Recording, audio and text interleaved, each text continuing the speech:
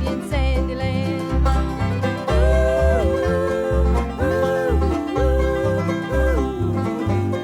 Everybody's happy in Sandyland.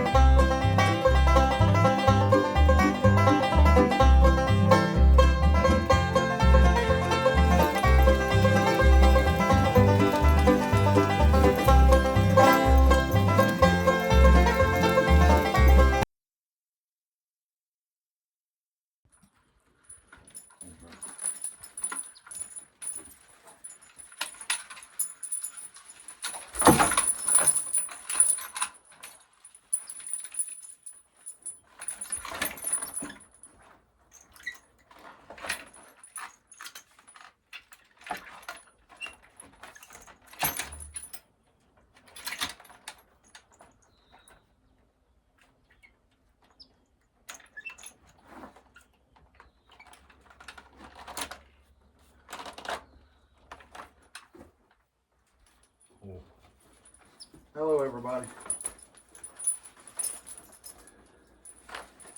Today we're going to talk about hip strap harness.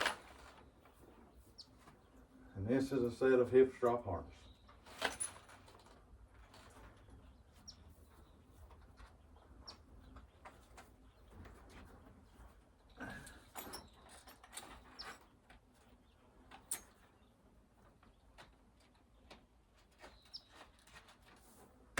That's all there is to it.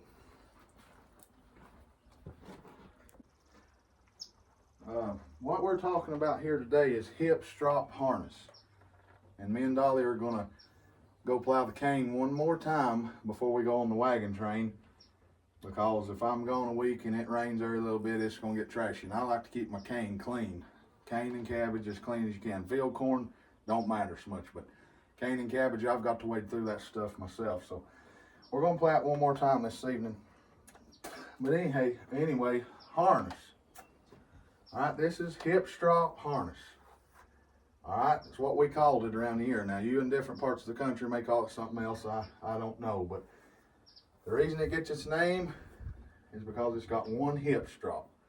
It ain't got no breeching, just a tail crupper and the hip strap, back band, I guess what you'd call spider straps up top, belly band and hames and collar, okay? Now the difference in hip strap and what we call South Carolina harness or South Carolina harness is South Carolina harness, you've got a collar, you've got the hames, and you've just got a back band. That's it. They cultivated a lot of cotton and crops in South Carolina just with that, what they call South Carolina harness. But this is hip strap harness. And like I say, it's called hip strap simply because of this fact right here. Now, the old timers had harness similar to this, and they logged with it. I mean, they wasn't no logging carts in this country because, well, if you was here and can tell by some of the videos, it's straight up and down in places. So they done all their logging on the ground. And they would have a set of butt hooks right here. And all it was just, well, let me turn this way. Just a hook like this right here into this hip strap. This trace chain wouldn't be here from here back. Just stop right there. They would have their trace chains, but they'd have them on the spreads, and you could take and adjust. You could let them all the way out when you were going to get a log, or when you got hooked to the log, you could pull them up here tight, where the spread was only about that far off their legs when they were walking. I've got a set of them at my papa's, but I don't have them here at the house. But anyhow, back to hip strap harness. I use hip strap harness a lot when I'm plowing, disking, pretty much anything without a tongue in it. I like to use this hip strap harness on these mules.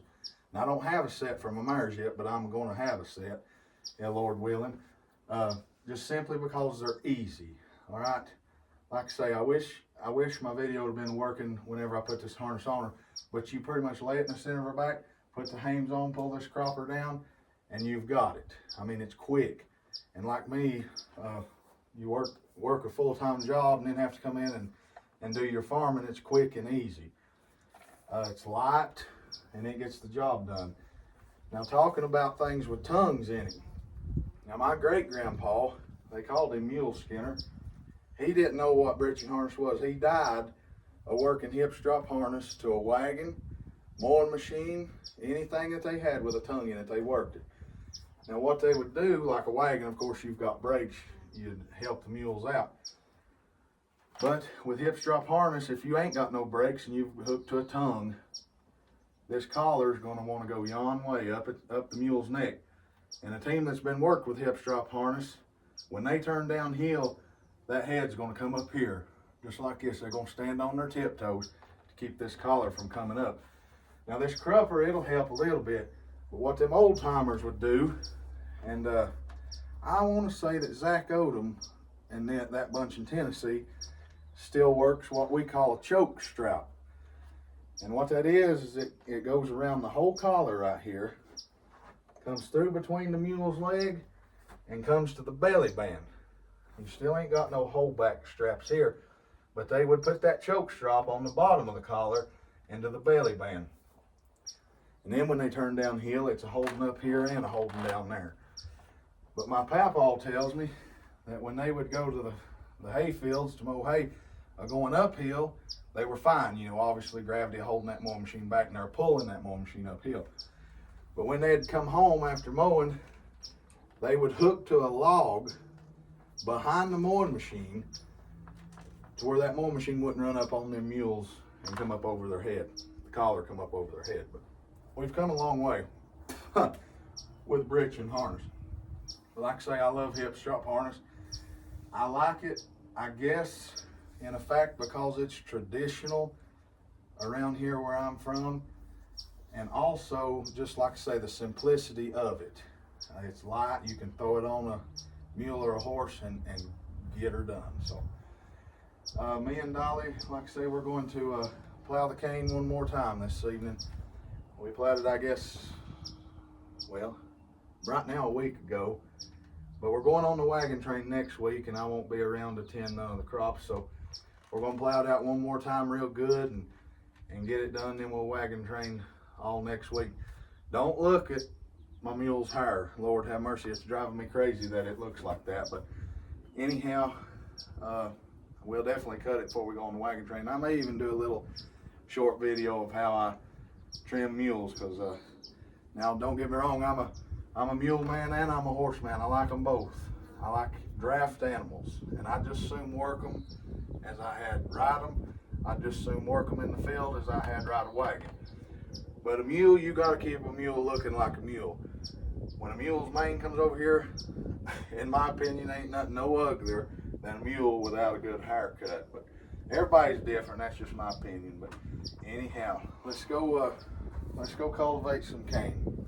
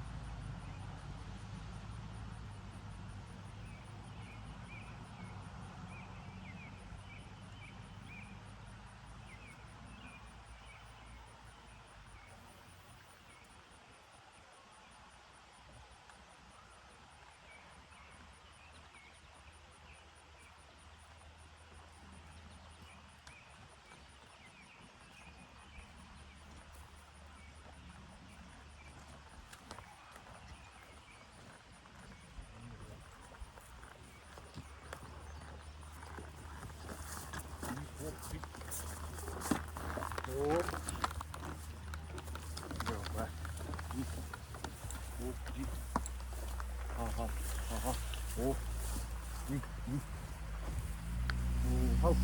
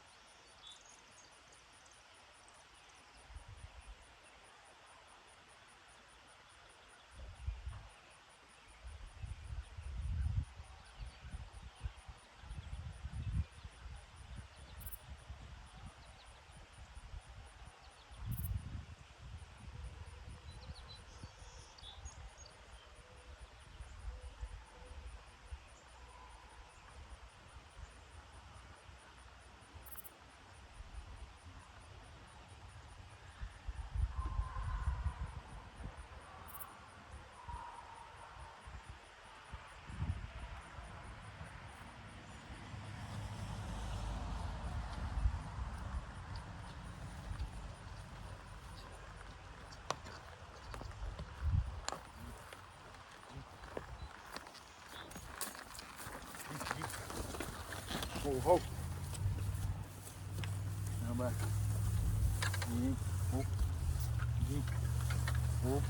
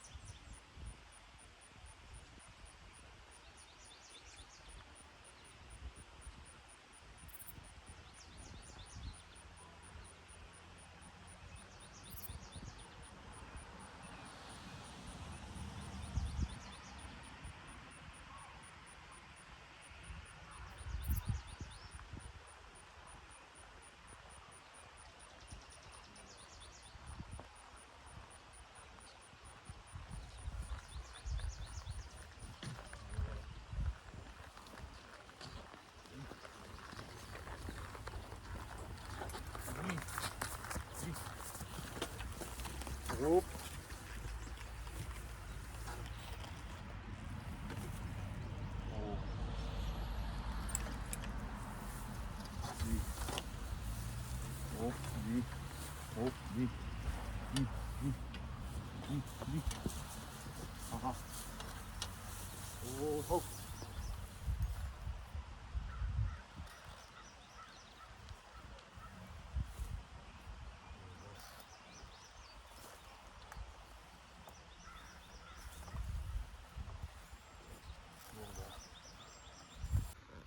Now y'all, the beauty of this cultivator, you see right now we're plowing with the short foot close to the cane, which that means, see, we call that the short foot, and then it gets longer as it comes towards the center.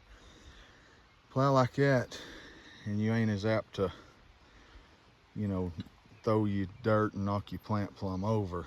However, this cane is getting good size. You can tell how it's grown since last week. Eventually we'll take right up there and pull that back to that last hole and pull this up and just turn, instead of it being like this, it'll be like this. And what that allows us to do is throw dirt to them once they get just a fuzz bigger. But it was definitely getting weedy in some places. And I'll tell you another thing. Let me find, well, right there's one right at her back feet. So this, see that? That's not good. It's been so dry, but then when we do get rain, it just pours of the night and then real hot and dry. What those are, folks, are suckers.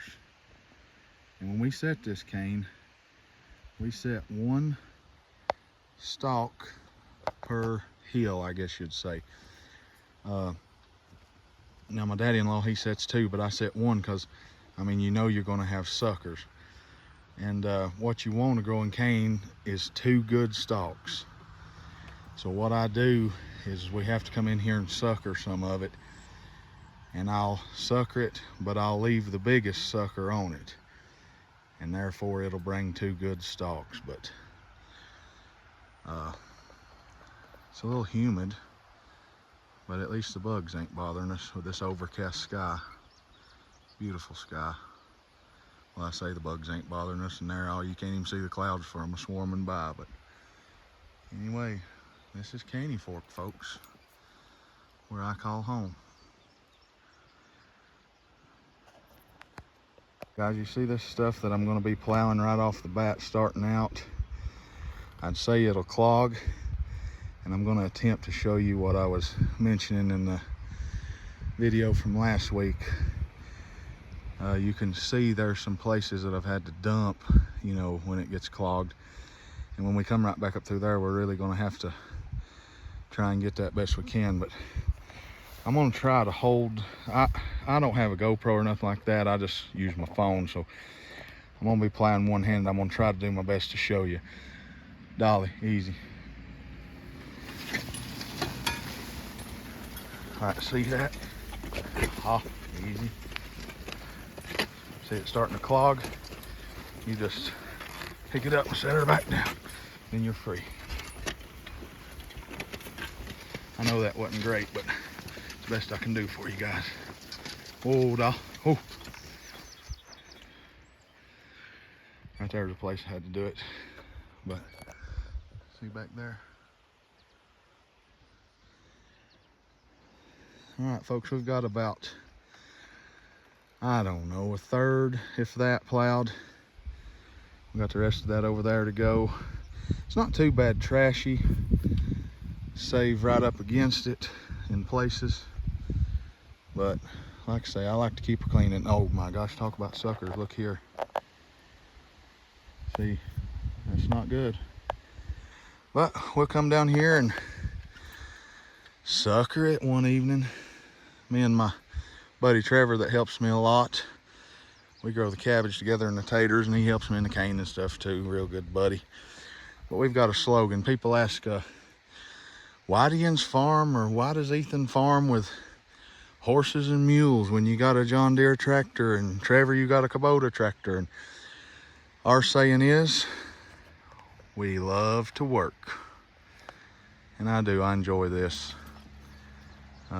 Thank God that he's allowed me to have the opportunity to do this. And you know, we're all, if you believe or if you don't believe, you're blessed. I mean, no ifs, ands, or buts. And if you're one of his and you know, are able to do the things you love and have a good home and a good family, well, you're blessed as well. So anyway, folks, I'm gonna wrap this up right here.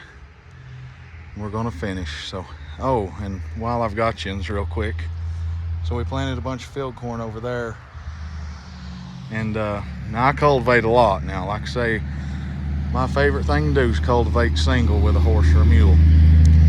Some of the prettiest work you can do, I think, with a single horse. However, we've got that big field corn patch planted right over there, and it's gonna get hotter as the summer goes on, and I've got a riding cultivator, and we'll hook Dolly and Lou to that and cultivate the corn with the riding cultivator, and we'll show you guys that. I'm only getting to work Jane, my Percheron mare. I've got a team of them too if you look in some videos, but Gypsy had a colt, and I've not gotten to work her really, because I mean the only work I've got to do is cultivating. And I've seen people take and tie the colt up to the mare, but now you can imagine tying a colt to a mare and plowing through this. That colt will have this stomped out. So we'll work the mules quite a bit this summer, and Jane, the Percheron mare that didn't have a colt. But maybe this fall we'll get back to working Gypsy, and we'll get some teamwork in here too. So, all right, folks, like I say, y'all have a, oh, and by the way, I say like I say all the time, you'll have to ignore that, but it's a habit. But anyhow, I hope you guys have a blessed day, and we'll catch you again on the next round.